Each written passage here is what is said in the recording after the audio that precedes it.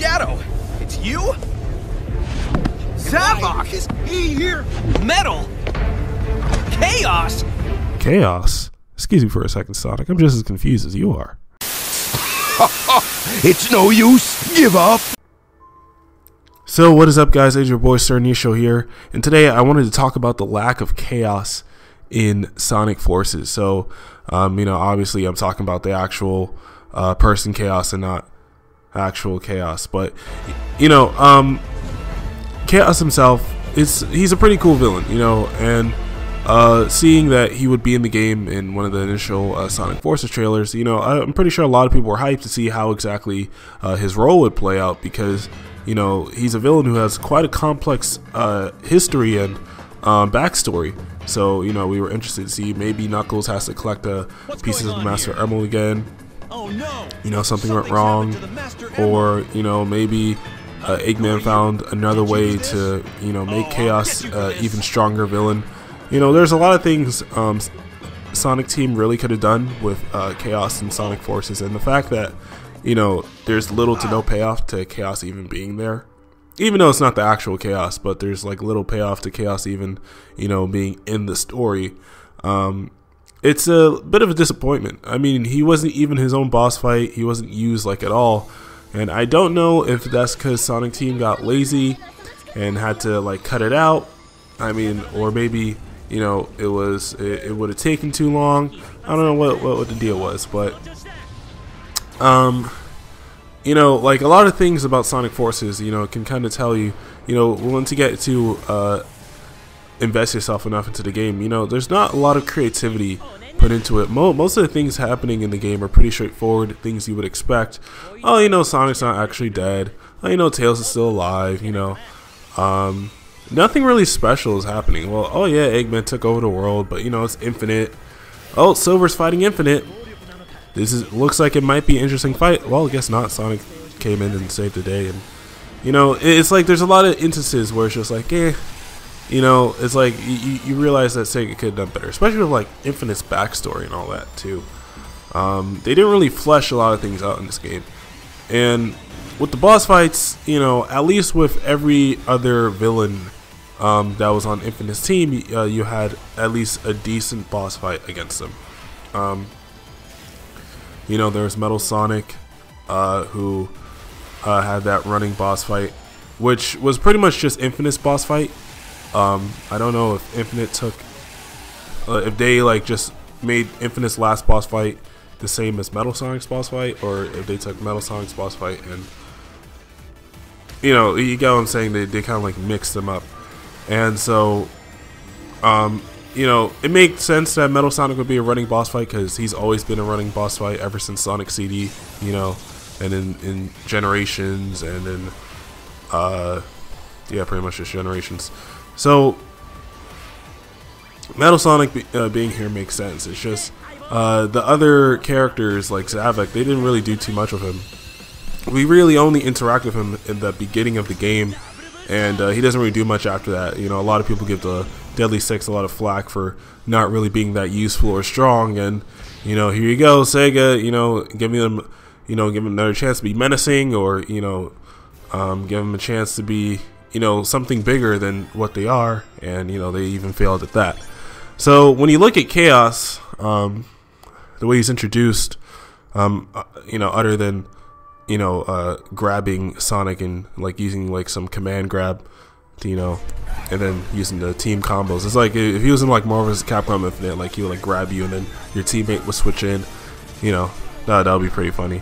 But yeah, he's very much just helping defeat Sonic. You could probably already tell that it's not the real Chaos from the beginning, but just because of the way that he looks in the cutscene.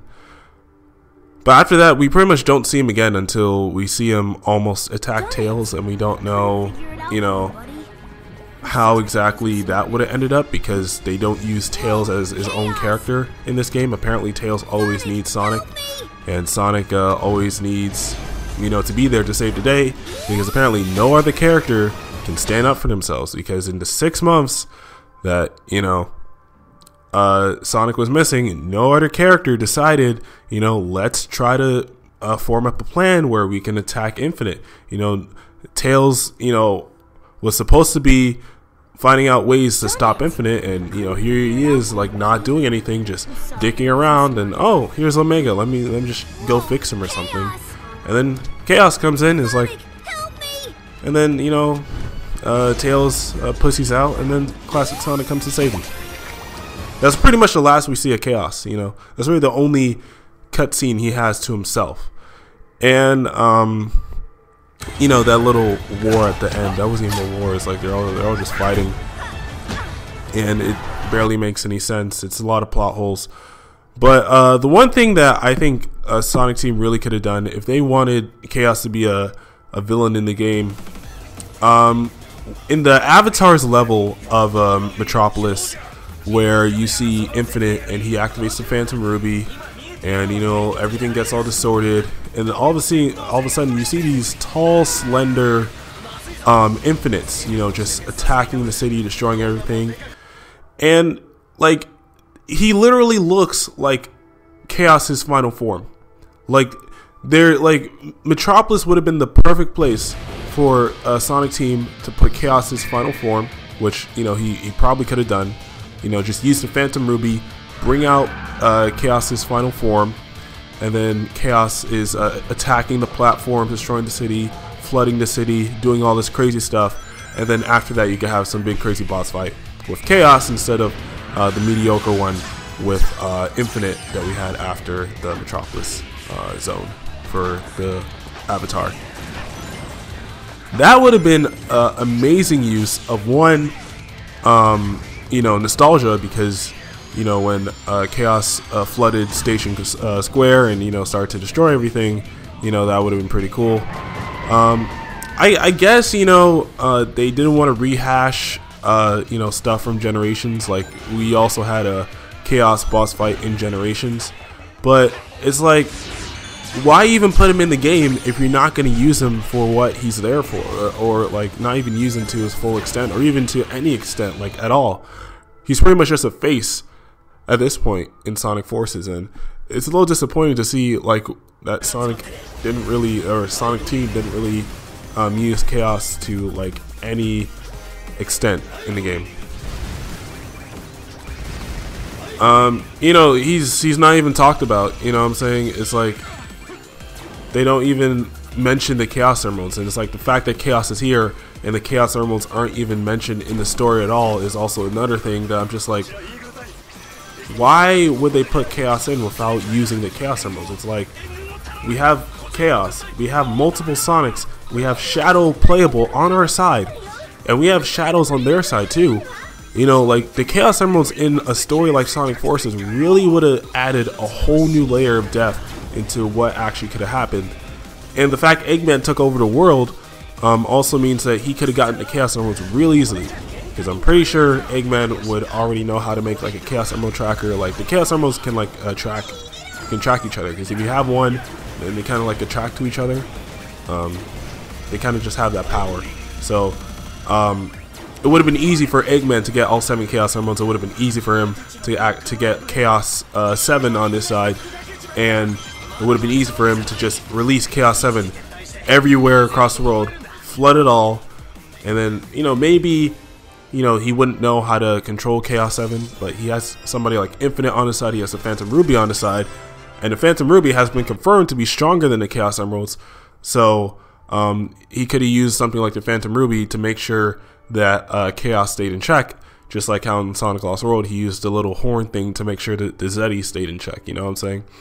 They didn't use the villains to their full extent, and Zavok only being here as like using an Egg Hornet, pretty much the first boss of Sonic Adventure 1, is pretty much what he was using.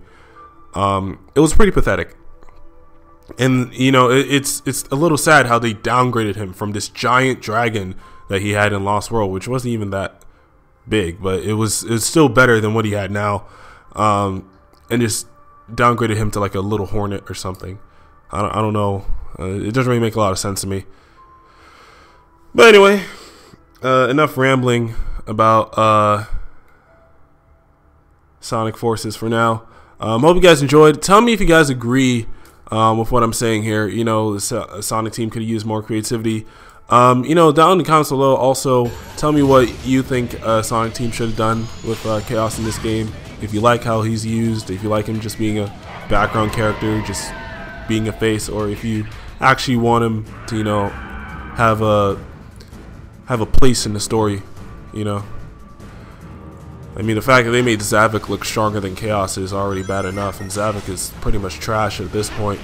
You know, he's done nothing relevant or nothing threatening to Sonic, like, at all. So, you know, just let me know in the comments what you guys feel about this, because I know a lot of people are frustrated. So just let it all out. Comment down below. I'll see you boys next time. This was Sir Nisho here. Hope you guys enjoyed. Peace.